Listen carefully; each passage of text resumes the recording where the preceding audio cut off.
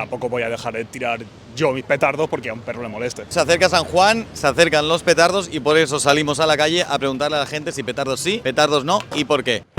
No, porque tengo gato y odio los petardos y los fuegos artificiales. A mi mai m'han agradat, con lo qual que cada un faci el que vulgui. Yo creo que sí. Sí, porque son divertidos. Petardos no, porque desde pequeña me dan miedo, tengo ligerofobia. ¿Ligera fobia o es una fobia que yo no conozco? Sí, se llama ligerofobia y es para los ruidos fuertes, en plan petardos, pistolas, globos. Petardos sí, perquè és tradicional i si et molesta pues, busques una alternativa. Mira, acabem de trobar una de casualitat que ens deia que tenia ligerofòbia. Entenc que pugui molestar algunes persones el tema dels animals, però és una nit a l'any, trobo que s'ha de ser més permissiu amb aquest tema. En ciertos momentos de la vida pues habrá cosas que no nos gusten y que tenemos que aguantarlas. Yo me sabe mal por los perros, pero bueno. Si lo hacen en un sitio donde no molestan a nadie, por ejemplo en medio de la playa, vale. Si lo hacen al lado de las casas, no. Fer soroll per fer soroll.